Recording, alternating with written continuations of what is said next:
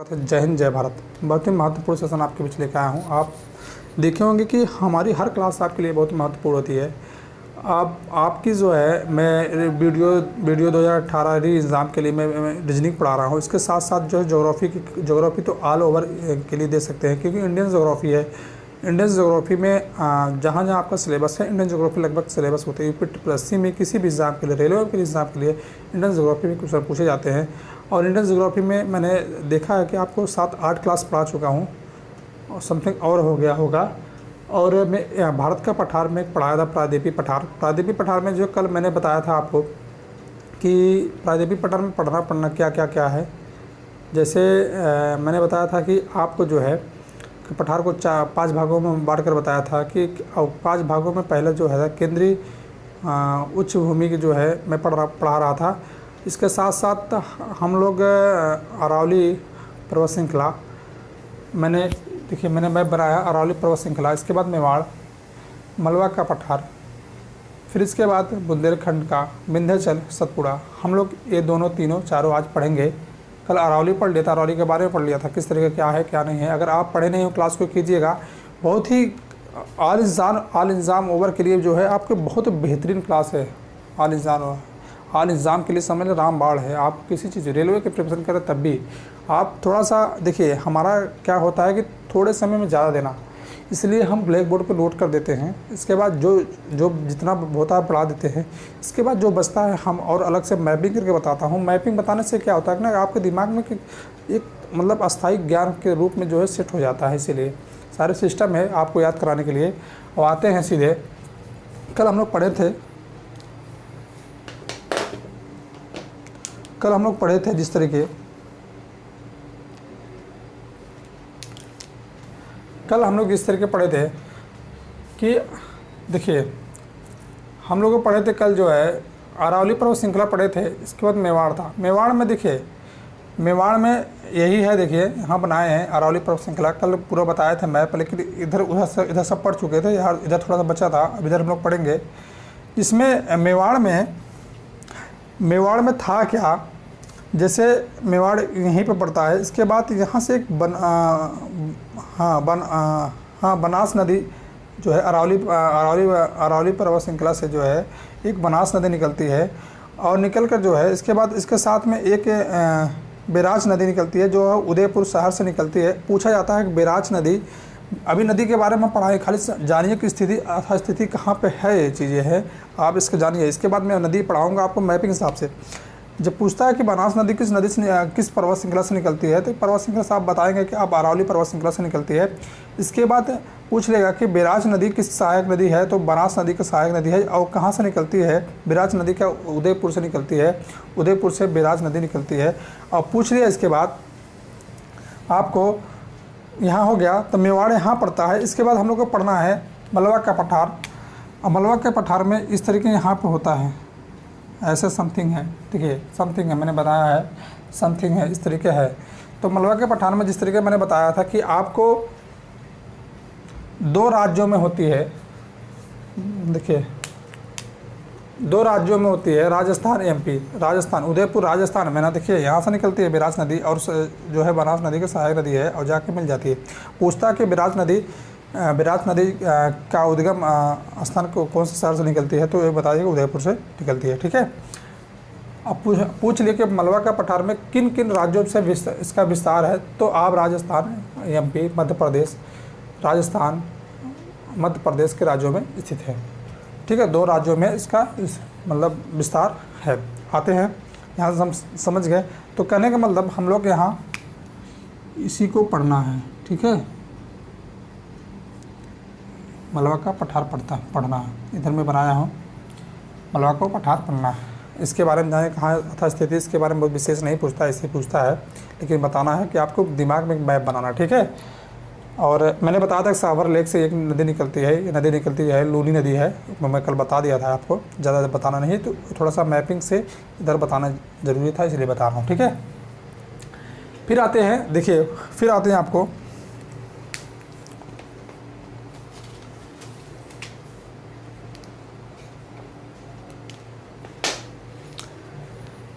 और थोड़ा समझिएगा, मेरे साथ थोड़ा सा ध्यान दीजिएगा। अगर एक बार में समझ नहीं आता तो कई बार आपकी क्लास इस जो है पब्लिक है, अभी प्राइवेट नहीं है। प्राइवेट अगर आवश्यकता देखेंगे कि आपकी ज़रूरत नहीं है तो हम प्राइवेट कर सकते हैं। जब लगेगा कि आपकी ज़रूरत है तो हम प्राइवेट नहीं करेंगे, पब्लिक ही रहेगा। लेकिन आप पढ़िए और सब नोट्स बनाइएगा, नोट्स बना के और बताइए, कमेंट बॉक्स ज़रूर बताइएगा हाँ सर कैसी आपकी क्लास है, ठीक है। और सभी लोग लाइक कीजिएगा, जितने भी लोग देख रहे हैं सब लोग लाइक कीजिए, अपने दोस्तों तक पहुँचाइए, शेयर भी कीजिए, ठीक है, कि सबके पास पहुँच सके। क्योंकि आप जब शेयर करेंगे सबके पास पहुँचेगा, तब जिस तरीके जितने लोग पढ़ेंगे और लाइक शेयर होगा जो है, तो हमारा एक हमको उत्साह के लिए, समझ लीजिए एक ऊर्जा के लिए जो है उत्साहित करेगा, और हम उसको तुमको मतलब सॉरी आपको बहुत अच्छी तरीके से जो है लाएंगे। और समझो आप आइए आते हैं मलवा के पठार में करे के मतलब मैंने बताया आपको कि दो राज्यों से इसका विस्तार है और मलवा के पठार में चट्टान कौन कौन चट्टान पाए जाते हैं। दो राज्यों राजस्थान मध्य प्रदेश में विस्तार है, तो कौन कौन से चट्टान पाए जाते हैं। बेसाल्ट चट्टान पाए जाते हैं। बेसाल्ट चट्टान जो है मैंने कल पढ़ाया था अभी अरावली पर्वत श्रृंखला में, वही चट्टान पाई जाती है, मैंने बताया था। और बेसाल्ट चट्टान नहीं, अरावली पर तो सॉरी गलत बता दिए, लेकिन इस पर बेसाल्ट चट्टान पाए। अरावली पे जो है ग्रेनाइट इस तरीके नीचे पाया जाती है, जो है इस पे पाया जाता है बुंदेलखंड पठार पे, सॉरी आप उस पर कन्फ्यूज मत होइएगा।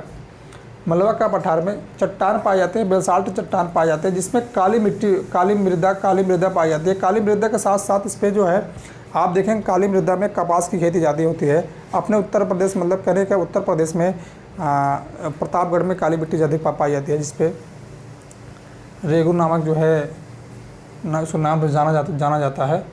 और बेसाल्ट चट्टान में जो है काली मृदा पाई जाती है। काली मृदा में वो जो है कपास की खेती अधिक होती है। फिर आते हैं कि मलवा के पठार में जो है कौन कौन सी जो है नदी निकलती है। नदी के बारे में बताएंगे, लेकिन आप जानते रहिए कौन कौन सी नदी है।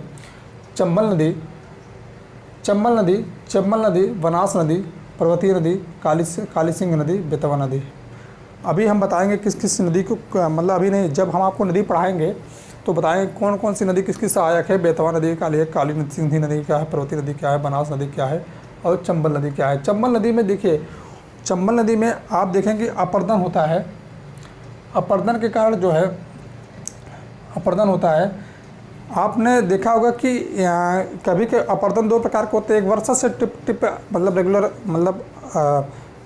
रेगुलर वर्षा होते रहे, टिप करके उसकी मिट्टी कटती रहे, एक अपर्दन तय हो गया। कल मैंने बताया था आपको अरावली पर्वत श्रृंखला में। एक अपर्दन ये होता है जो नदियों द्वारा, चंबल नदी नदियों द्वारा बहाई की मृदा को मतलब होता है, उसे अपर्दन कहते हैं। जिसमें अपर्दन में वहाँ की भूमि है उत्खत, फिर इसके बाद बिहार भूमि, जिसमें और नलिका जो है अपर्दन होता है, जिसमें जो नदियों द्वारा बहाई जाती है, इसमें और नलिका अपर्दन होता है। जो यू आकार की घाटियाँ बनाती है, इसे कहते हैं। ये पूछा जाता है कौन सा अपर्दन होता है, तो ये बताइएगा आपका। और चंबल नदी में कौन सा अपर्दन होता है, तो आप कहेंगे क्या है, और नलिका अपर्दन होता है, जिससे इस पर यू आकार के बनाती है। इस बिहार भूमि आप बारे में जानेंगे, जिसमें खेती ना हो वह बिहार भूमि हो गई। उत्खनन मतलब भूमि आप जान ही रहे हैं, बताने ज़रूरत नहीं है। फिर आते हैं चंबल नदी में पूछता है कि कौन कौन से बाँध पाए जाते हैं। देखिए अलग से भी हम क्लास के आपको बाँध के बारे में देंगे, नदी के बारे में देंगे, लेकिन आप जानते रहे कि चंबल नदी के में कौन कौन से बाँध पाए जाते हैं। देखिए गाधी सागर बाँध, जवाहर सागर बाँध, राणा सागर बाँध। और मैंने बताया कि जैसे राजस्थान एमपी में जो है, राजस्थान एमपी में जो है मलवा का पठार विस्तारित है, तो आप जानिए कि दो राज्यों में भी विस्तारित होगा।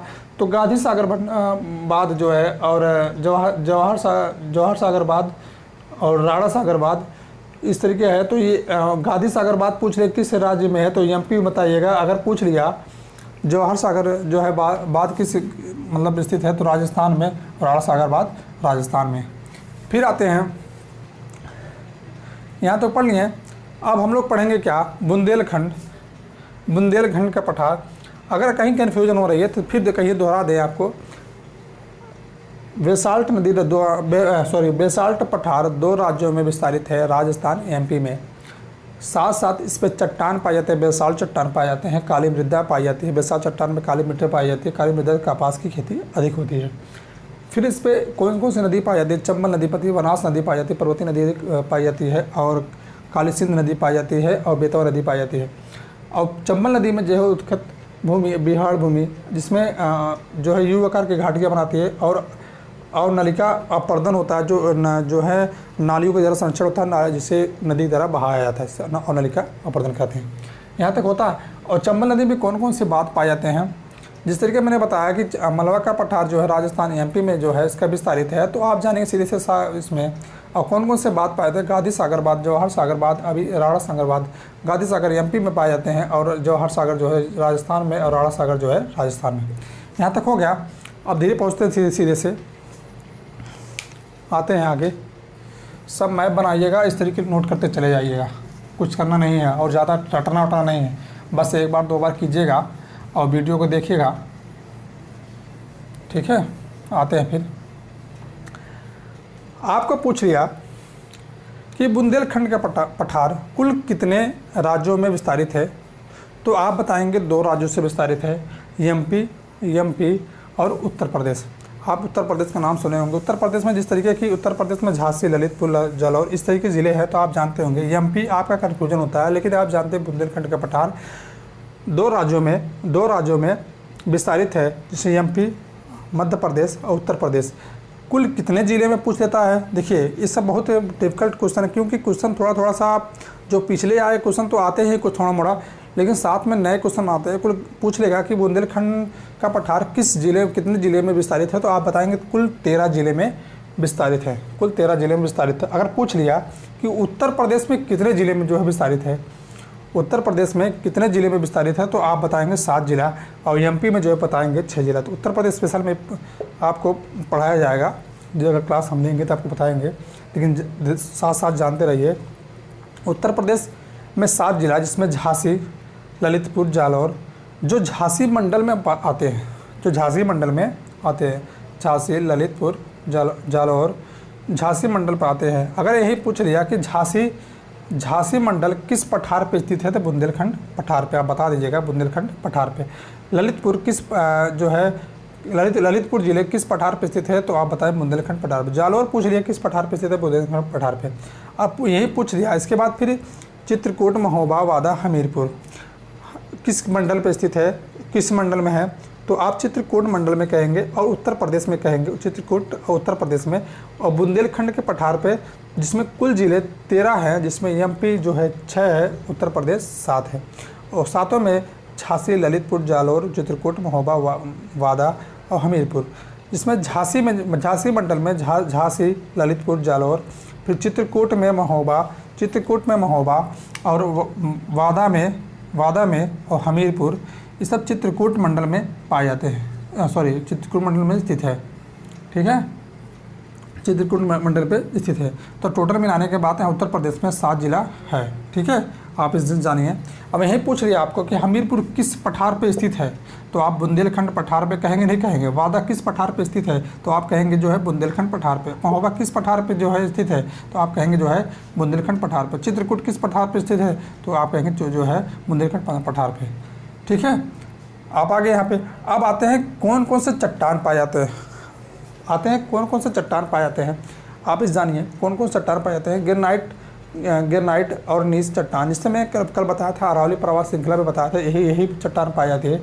जिसमें लाल मृदा पाई थी, लाल मृदा में जैसे दलहन फसल और तिलहन फसल अधिक होते हैं, ज़्यादा होता है, और होते भी है। दलहन फसल जो है तिलहन फसल होते हैं। दलहन फसल में जिससे फसल में होता है कि मोटे अनाज होते हैं, जिसमें ज्वार, बाजरा, मक्का, चना, सोयाबीन, अरहर करेंगे। मतलब आप जान रहे, आप पढ़े होंगे इसके पहले, लेकिन अगर नहीं पढ़े तो आप ही जानते रहे क्या क्या होता है अनाज के बारे में, कौन सा मोटा है, कौन सा पतला है, किससे कौन सा तिलहन है, और खरीफ फसल क्या। अगर नहीं जानते तो हमें आगे पढ़ाएंगे, लेकिन आप थोड़ा बहुत जानते हो, क्योंकि बेसिक थोड़ा सा आप पता ही होगा। दलहन फसल, तिलहन फसल। दलहन फसल में जिससे मोटे अनाज होते हैं, ज्वार, बाजरा, मक्का, चना, सोयाबीन इत्यादि, अरहर। और इस तरीके जो है तिलहन फसल में जिसमें तेल निकाले जाते हैं, जिससे सरसों, तिल, अलसी, सूरजमुखी, मूंगफली, सोयाबीन समथिंग इस तरीके होते हैं, ठीक है। तो यहाँ तक हम लोग पढ़ लिए कि इतने मतलब ग्रेनाइट नीस और चट्टान पाए जाते हैं जिसमें लाल मृदा बहुत ही फसल इस तरीके। अभी मैंने बताया था कि ग्रेनाइट नीस जो नीस चट्टान होते हैं, कल मैंने बताया था कि इसमें जो है संगमरमर चूना जिस तरीके जो है उत्पादन होते, कल ही मैंने बताया था कि इसी चट्टान में ऐसी ऐसी पाई जाती है। तो अभी जानिए, लेकिन फसल के बारे में कौन सा लाल मृदा में कौन कौन फसल होते हैं, ये चीज़ें आते हैं। फिर नदी, बुंदेलखंड पठार में कौन सा नदी, जो केन नदी, बेतवा नदी, केन नदी, बेतवा नदी, दो नदी ऐसी है जो बुंदेलखंड पठार से निकलती है। और इसके साथ साथ फिर इसके साथ साथ बांध जो है माता टीला जिसको रानी लक्ष्मीबाई के नाम से भी जाना जाता है। अगर जानते रहिए करंट में अगर पूछेगा तो बता दीजिएगा आप। माता टीला बांध जो है झांसी उत्तर प्रदेश में स्थित है। माता टीला बांध जो है झांसी उत्तर प्रदेश में स्थित है। आते हैं फिर, ये बहुत इंपॉर्टेंट है, झांसी उत्तर प्रदेश में माता टीला बांध जो है वो बांध केन नदी और बेतवा नदी के स्थित है और कह रहे हैं बुंदेलखंड पठार पे। ठीक है, आते हैं आगे और बताते हैं आपको। अब पढ़ना क्या है, बुंदेलखंड पठार पढ़ गया, अब हम लोग को पढ़ना है विंध्याचल।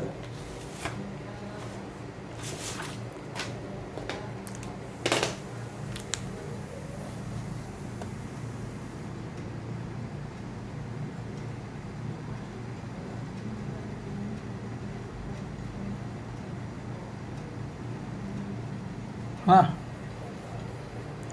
सॉरी, विंध्याचल पर्वत होगा पठार।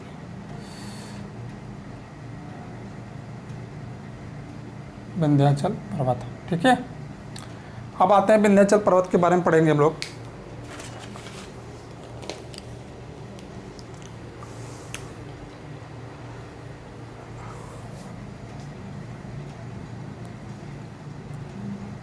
विंध्याचल पर्वत किन राज्यों तक विस्तारित है, आप थोड़ा जानिएगा। तो पानी पी ली थोड़ा सा यार।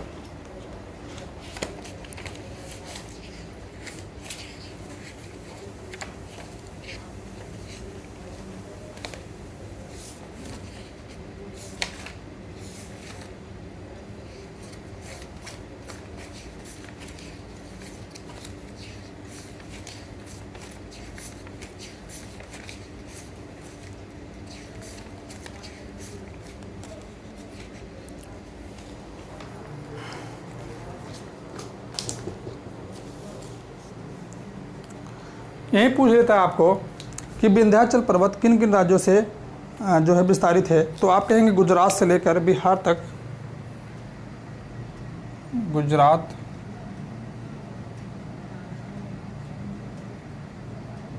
से लेकर बिहार तक। अब यही पूछता है आपको, यही पूछ लेता है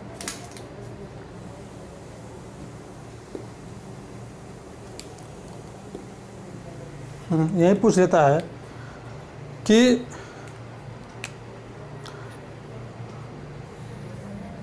एक चीज़ और इम्पोर्टेंट चीज़ है, ये जो है उत्तर प्रदेश और मध्य प्रदेश की सीमा भी बनाता है।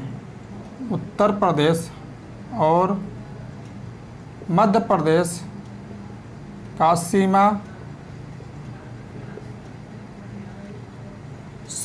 उत्तर प्रदेश और मध्य प्रदेश के मध्य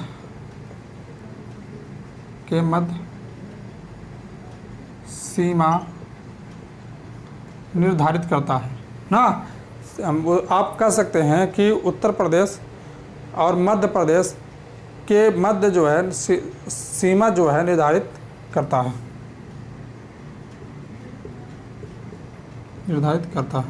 आप इतना कह सकते हैं। पूछ लेगा कि विंध्याचल किन दो राज्यों का सीमा निर्धारित, विंध्याचल पर्वत किन दो राज्यों का सीमा निर्धारित करता है।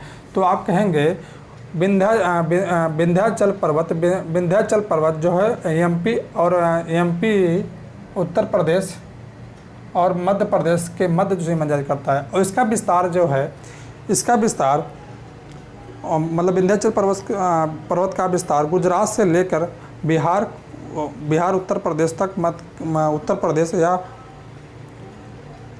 या आप ये भी कह सकते हैं कि यह पर्वत श्रृंखला जो है मध्य उत्तर प्रदेश मध्य से कहने का मतलब, आप धीरे से बात अगर कह दिया इसका विस्तार कहाँ से कहाँ है, तो आप ये भी कह सकते हैं कि गुजरात, उत्तर प्रदेश, बिहार।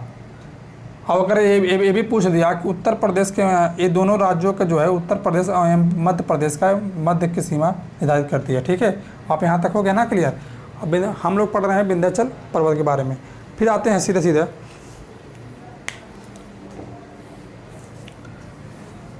थोड़ा कहीं से अगर मिस्टेक हो रहा है तो आप बताइए, कंफ्यूज मत होइएगा, क्योंकि एक बार दो बार देखिएगा तो समझ में आ जाएगा।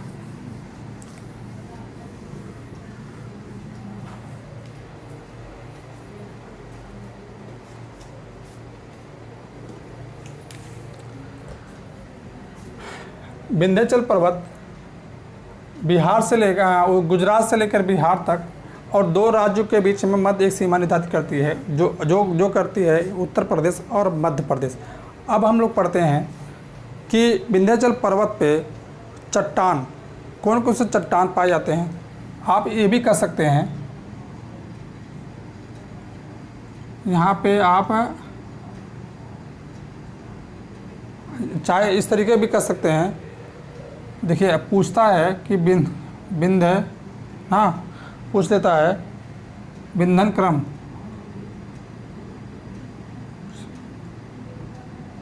की चट्टान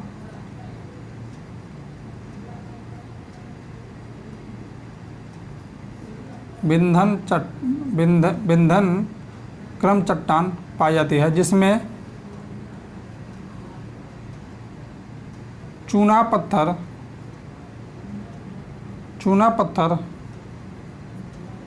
फिर बालूका पत्थर, कल मैंने बताया था आपको, बालूका पत्थर, फिर संगमरमर,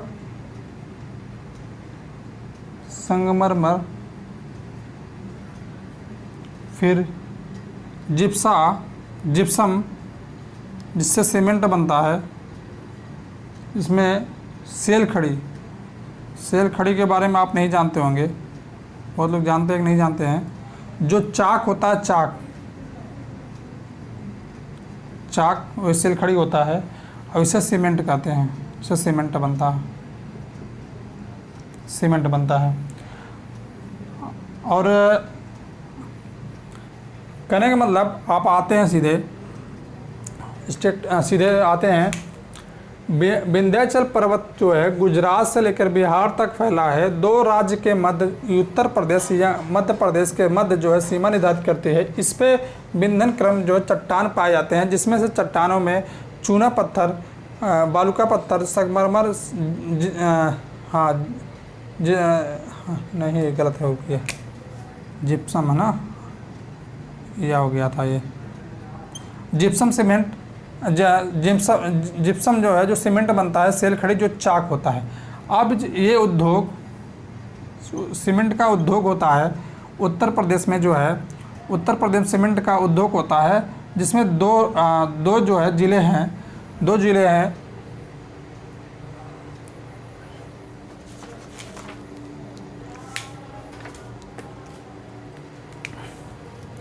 उत्तर प्रदेश में जो है दो ऐसे स्थान हैं जहाँ पे जो है आपका सीमेंट का उद्योग होता है, और जिससे सीमेंट का उद्योग होता है उसका नाम है चुर्क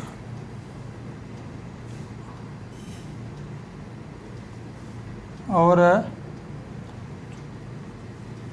चुनार। आप जब विंध्याचल पर्वत पे गए होंगे, वहाँ पे जो विंध्यवासिनी माता जी हैं, वहाँ पर दर्शन करने गए होंगे, मंदिर है, तो आपने देखा होगा चुनार पड़ता है नहीं पड़ता है। चुर का नाम सुने कि चुनार पड़ता है, तो इतना जानिए। कहने का मतलब आप समझ गए। और एक चीज़ और क्वेश्चन पूछता है कि विंध्याचल पर्वत जो है भारत को दो भागों में विभाजित करती है, विंध्याचल पर्वत भारत के दो भागों में विभाजित करती है। कौन कौन से?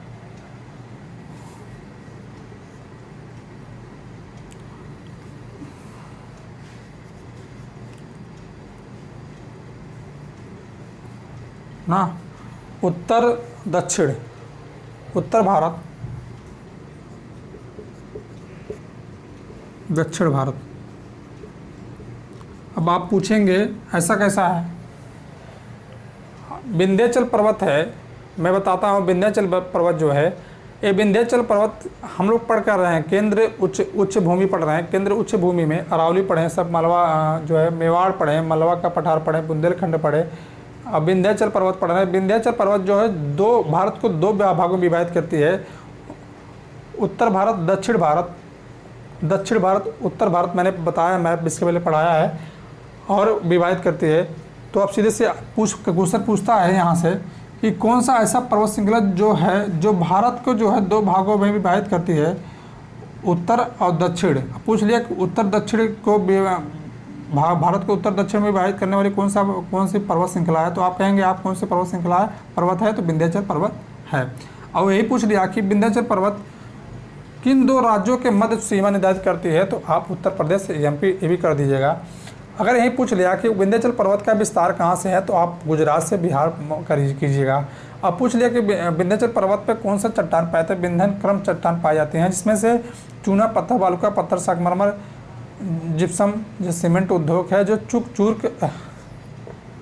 चूर्क और चुनार, सेल खड़ी मतलब चाक, इस तरीके होते हैं। ठीक है, विंध्याचल पर्वत हम लोग पढ़ लिए। सतपुड़ा जो है, कहिए तो पढ़ा दे।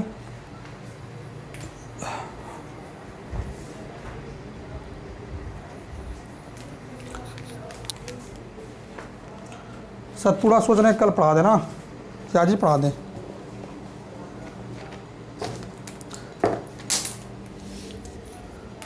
सतपुड़ा कल पढ़ा देंगे, आज इतना पढ़िए, इतना आपके लिए बहुत है कि जितना पढ़ें कि आपका जो है प्रयोग समय न जाए, न ज़्यादा और नष्ट ना हो। आप पढ़ भी लीजिए और नोट्स बना लीजिए। ठीक है, और यहीं क्लास को समाप्त करते हैं। नेक्स्ट क्लास आपकी जो है मैं आज को जो है जितने भी रेलवे में आए हुए क्वेश्चन हैं, एनटीपीसी और ग्रुप डी का, आज नंबर सिस्टम आपके जो है क्लास चलेगी।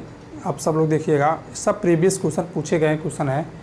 और एक प्रकार देखिएगा जितने भी रेलवे के एग्ज़ाम ग्रुप डी के लिए स्पेशल जो है मैं बैच चलाऊंगा, जो बैच नहीं, एक प्रकार देखिए जो आप क्लास चलेगी, और इस क्लास को आप मैथ पढ़िएगा। आप बहुत किसी भी एग्जाम के लेकर तो आपके हेल्पफुल, क्योंकि ऐसे क्वेश्चन पूछे गए रेलवे क्वेश्चन में, सब घुमा क्वेश्चन पूछे गए, नंबर सिस्टम क्वेश्चन है, सारे नंबर सिस्टम क्वेश्चन में बताऊँ। अगर जो लोग नंबर सिस्टम मैथ नहीं पढ़े होंगे तो मेरे चले जाइए, जो है उस पर प्लेलिस्ट में चले जाइए, चैनल पे प्लेलिस्ट पे चले जाइए, उस पर देखिएगा मैंने जो है सुपर टेट का मैथ पढ़ाया है, आपके ऑल एग्ज़ाम के लिए हेल्पफुल होगा। सब ट्रिक के माध्यम से बताएं, इसी ट्रिक के माध्यम से आपको ग्रुप डी का क्वेश्चन भी सॉल्व कराएंगे, बस आप समझते रहिए। ठीक है, अब क्लास को समाप्त करें। जय हिंद, जय भारत।